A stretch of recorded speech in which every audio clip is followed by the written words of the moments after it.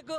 ಇವರು ಸಾರಥಿರ ಅರ್ಜುನ ಥರ ಇವರು ಇದು ಬ್ರಹ್ಮಾಸ್ತ್ರಗಳು ಬಿಟ್ಟು ಇನ್ನೂ ಹೊಸ ಹೊಸ ಯೋಜನೆಗಳನ್ನು ತಂದು ಬಡವರಿಗೆ, ಜನಸಾಮಾನ್ಯನ ಮನಸ್ಸಿನಲ್ಲಿ ಯುವಕರಿಗೆ, ಮಹಿಳೆಯರಿಗೆ ಈಗಾಗಲೇ ಮಾಡಿದ್ದಾರೆ. ಅವ್ರು ಮಾಡಿರೋ ಸಿದ್ದರಾಮಯ್ಯನವ್ರು ಮಾಡಿರ್ತಕ್ಕಂಥ ಆರ್ಥಿಕತೆ ಇದೆಯಲ್ಲ, ಕೃಷ್ಣ ಬೈರೇಗೌಡರು ಮಾಡ್ತಕ್ಕಂಥ ಕಾನೂನು ಇದೆಯಲ್ಲ, ಡಿಜಿಟಲ್ ಅಂತ ಇವತ್ತು ಏನು ಭೂಮಿಯ ರೆವಿನ್ಯೂವನ್ನು ತಂದಿದ್ದಾರೋ, ಇವತ್ತು ರಾಘು ಚಡ್ಡನವರು ಕೇಂದ್ರದಲ್ಲಿ ಮಾತಾಡ್ತಾರೆ ಅಂತ ಮಂತ್ರಿಗಳು ನಮ್ಮಲ್ಲಿ ಇವತ್ತು ಸಂತೋಷ ಆಯಿತು. ಕಂದಾಯ ಸಚಿವರಾಗಿ ಮತ್ತೆ ಅವರಿಗೆ ಅದೇ ಕೊಟ್ಟರೆ ಇವತ್ತು ಡಿಜಿಟಲ್ ಭಾರತ ದೇಶದಲ್ಲಿ ಎಲ್ಲಾನು ಆಗಿದೆ ಅಂದರೆ ಅದು ಕಾಂಗ್ರೆಸ್ ಸರ್ಕಾರದಲ್ಲಾಗಿದೆ, ಅದು ಸಿದ್ದರಾಮಯ್ಯನವ್ರ ಸರ್ಕಾರದಲ್ಲಾಗಿದೆ. ಉಪಮುಖ್ಯಮಂತ್ರಿ ಅಂದಿನ ಆಗಿದ್ದಂಥ ಡಿ ಕೆ ಶಿವಕುಮಾರ್ ನನಗೆ ಅನ್ನಿಸ್ದಂಗೆ ಪಾಪ ಅವರು ಕೂಡ ಸರ್ ಏನು ಎಲ್ಲೆಲ್ಲಿ ಸಂತುಷ್ಟರಾಗಿದ್ದರು, ಆ ಬರ ಜಲ ಅವೆಲ್ಲ ಆದಾಗ ಇವರಿಗೆ ಮೋದಿಗೆ ಸವಾಲು ಹಾಕೋದು ಒಬ್ಬ ಮೆಚ್ಚುಗೆ ಇದೆ.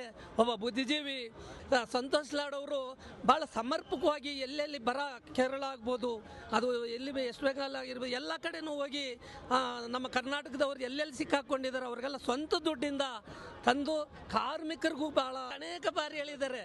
ಪ್ರೆಸ್ ಮೀಟನ್ನು ಮಾಡೋಕ್ಕೆ ಮೋದಿಯವರು ಸಾಧ್ಯನೇ ಇಲ್ಲ. ನನ್ನ ಮುಂದೆ ಕರೀರಿ, ನಾನು ಮಾತಾಡ್ತೀನಿ. ಯಾವ BJP ನಾಯಕರು ನನ್ನ ಮುಂದೆ ಸವಾಲನ್ನು ಮಾಡಲಿ. ಏನು ಎಲ್ಲರಿಗೂ ಒಂದು ಓಟನ್ನು ತಂದಿದ್ದಾರಾ? GDP ತಕ್ಕಂಥದ್ರ ಬಗ್ಗೆ ಮಾತಾಡ್ತಾರಾ?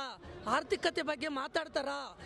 ಏನು ಅವ್ರು ಭರವಸೆ ಕೊಟ್ಟರು, ಎಷ್ಟು ಲಕ್ಷ ಕೊಡ್ತೀನಿ ಅಂತ ಭರವಸೆ ಕೊಟ್ಟರು, ಅದನ್ನು ಈಡೇರಿಸಿದ್ದಾರಾ? ಗುಜರಾತ್ನಲ್ಲಿ ಸರ್ಕಾರಿ ಶಾಲೆಗಳೆಲ್ಲ ಮುಚ್ಚಿದಾರಲ್ಲ, ಇದ್ರ ಬಗ್ಗೆ ಏನು ಹೇಳ್ತಾರೆ? ಮಹಿಳೆಯರು ಉತ್ತರ ಪ್ರದೇಶದಲ್ಲಿ, ಅವರೇ ಗುಜರಾತ್ನಲ್ಲಿ, ಡೆಲ್ಲಿಯಲ್ಲಿ ರೇಪ್ ಆಯ್ತಲ್ಲ, ಇದಕ್ಕೆ ಏನಾದರೂ ಎತ್ತಿದಾರ ಒಬ್ಬ ಮೋದಿ? ಈ ದೇಶ ಕಂಡಂಥ ಪ್ರಧಾನಿ ಏನು ಅಂತ ಇಂಥದಕ್ಕೆಲ್ಲ ಇದು ಮಾಡಿದ್ದಾರೆ. ಒಬ್ಬ ಅಮಿತ್ ಶಾ ಮಾತು ಕೇಳಿಕೊಂಡು ನೀವು ಬರೀ ಸೈನಿಕರನ್ನು ತೋರಿಸಿ ಆ ಪುಲ್ವಾಮಾ ಈ ಪುಲ್ವಾಮಾ ಅಂತ ಹೇಳಿ ಓಟ್ಗಳನ್ನು ಹಿಂದುತ್ವ ಅಂಥೇಳಿ ನೀವು ಜನಗಳನ್ನು ಯಾಮಾರಿಸಿ ಈ ಇಂಡಿಯಾ ದೇಶದವ್ರನ್ನ ದಾರಿ ತಪ್ಪಿಸೋಂಥ ಕೆಲಸ ಮಾಡ್ತಾ ಇದ್ದೀರ ಹೊರತು ಈ ದೇಶದ ಅಭಿವೃದ್ಧಿ ಆಗಲಿಲ್ಲ. ನಿಮ್ಮ ತಲಾದಾಯ ಇವತ್ತು ಸಿದ್ದರಾಮಯ್ಯ ಅವರು ಕೊಟ್ಟರು, ತಲಾದಾಯದಲ್ಲಿ ನಂಬರ್ 1 ಕರ್ನಾಟಕ 2 ಎಲ್ಲಿದೆ, ಮಹಾರಾಷ್ಟ್ರ ಫಸ್ಟ್ ಇದೆ. ಅವ್ರು BJP ಆದರೂ ಫಸ್ಟ್ ಅಂದರು. ನಾನು ಸಾಲ ಮಿತಿ ಮೀರಿ ಅವರಿಗೆ ಕಾರ್ಮಿಕರನ್ನೇ ಕೊಡಲಿ. ಸಂತೋಷ್ ಲಾಡ್ ಅವರಿಗೆ ಇದರಲ್ಲಿ ಇವತ್ತೇ ಕೊಡ್ತಾರೆ ಅಂದ್ಕೊಂಡೆ ನಾನು. ಅವ್ರ ಮಾತು ಕಂಡಿಲ್ಲ, ಅವ್ರ ಹತ್ರ ಇಲ್ಲ ಪರಿಚಯ, ಆದರೂ ಕೂಡ ಅವ್ರ ಕೆಲಸ ವೈಖರಿ ಐ ಆಮ್ ವೆರಿ ಥ್ಯಾಂಕ್ಸ್ಫುಲ್ ಅಂತ ಅವ್ರನ್ನೆಲ್ಲ ತರಬೇಕು. ಇರಲಿ, ಇಂಥವ್ರೆಲ್ಲ ಇದ್ದಾರೆ. ಆಮೇಲೆ ನಮ್ಮ ಖರ್ಗೆ ಅವರು ಇದ್ದಾರಲ್ಲ, ಪ್ರಿಯಾಂಕಾ ಖರ್ಗೆನೂ ಭಾಳ ಕೇಪಬಲ್ ಆಗಿ ಮಾತಾಡ್ತಾರೆ, ವಿಚಾರಗಳಿದೆ. KPCC ಅಧ್ಯಕ್ಷರಾಗಿ ಮಾಡಲಿ.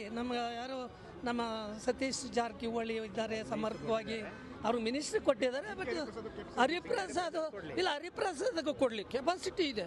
ಎಲ್ಲರನ್ನೂ ಎದುರು ಹಾಕೋಣಂಥ ಎದುಗಾರಿಕೆ.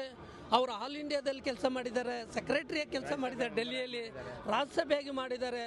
ಆಮೇಲೆ ಯಾರಿಗೂ ಎದುರೋದಿಲ್ಲ ಮನುಷ್ಯ. ಕಡೆಗೆ ರಕ್ತ ಇರೋವರೆಗೂ ಏನು ಸಿದ್ದರಾಮಯ್ಯ ಅವರು ಉಸಿರಿರೋವರೆಗೂ ನಾನು ಕೋಮುವಾದಿಗಳ ಜೊತೆ ಹೋರಾಟ ಮಾಡ್ತೀನಿ ಅಂತ ಕಡೆ ಭಾಷಣ ಮಾಡ್ತಾರೆ, ವಿಧೇಯ ಭಾಷಣ. ಅದೇ ಥರ ಹರಿಪ್ರಸಾದ್ ಅವರು ಕೂಡ ಬಿಡ್ತಾನೆ ಇರ್ತಾರೆ. ಅವ್ರು ಯಾರಿಗೂ ಎದುರಲ್ಲ, ಜೈಲಿಗೆ ಹೋಗೋಕ್ಕೂ ರೆಡಿ, ಹೋರಾಟ ಒಳಗಡೆನೂ ಹೋರಾಟ ಮಾಡ್ತಾರೆ, ಹೊರಗಡೆನೂ ಹೋರಾಟ ಮಾಡ್ತಾರೆ ಅಂತ. ಅವರು AICC ಆದಾಗ ನಿಜವಾಗೂ ಕಾಂಗ್ರೆಸ್ ಕಾರ್ಯಕರ್ತರಿಗೆ ನಿಜವಾದ ಗೆಲುವು ಆಗ್ತದೆ, ಈ ದೇಶಕ್ಕೆ ಅನ್ನಂಥ ಅಭಿವೃದ್ಧಿ ಆಗ್ತದೆ ಅಂತ ನಾನಂತೂ ಭಾವಿಸ್ತೀನಿ. ಎಲ್ಲರಿಗೂ ನಮಸ್ಕಾರ. ಈ ವಾರ್ತೆ ಮುಖಾಂತರ ಎಲ್ಲರಿಗೂ ಈ ಸುದ್ದಿ ಹೋಗಲಿ, ಎಲ್ಲ ಕಾಂಗ್ರೆಸ್ವರೆಗೂ ಒಳ್ಳೆಯದಾಗಲಿ. ಸುದ್ದಿ ಮಳೆ ಬಂದು ಕರ್ನಾಟಕ ಜನಕ್ಕೂ, ಇನ್ನೂ ಸಾಮಾನ್ಯರಿಗೂ ಇವರೆಲ್ಲ ಗ್ಯಾಸ್ ರೇಟ್ಗಳು, ಡೀಸೆಲ್ ರೇಟ್ಗಳೆಲ್ಲ ಏರಿಸಿದ್ದಾರೆ. ನಮ್ಮವರು ಇನ್ನು ಸ್ವಲ್ಪ ಅದಕ್ಕೇನ ಇದು ಕೊಟ್ಟು ಅನುಕಂಪ ವಿನಾಯಿತಿ ಕೊಟ್ಟು ನಮ್ಮವರು ಸ್ವಲ್ಪ ಸಹಾಯ ಕೊಟ್ಟರೆ ಜನಸಾಮಾನ್ಯರಿಗೆ ಭಾಳ ಒಳ್ಳೆಯದಾಗ್ತದೆ. ವಿದ್ಯಾರ್ಥಿಗಳು, ನಿರುದ್ಯೋಗಿಗಳ ಕಡೆನೂ ಗಮನ ಹರಿಸಿದ್ರೆ ಭಾಳ ಒಳ್ಳೆಯದಾಗುತ್ತೆ ಅಂತ ನಾನಂತೂ ಅವರಲ್ಲಿ ಮನವರಿಕೆನ ಮಾಡಿ ನನ್ನ ಮಾತು ಮುಗಿಸ್ತಾ ಇದ್ದೀನಿ. ನಮಸ್ಕಾರ. ಜೈ ಹಿಂದ್, ಜೈ ಸಂವಿಧಾನ್, ಜೈ ಅಂಬೇಡ್ಕರ್.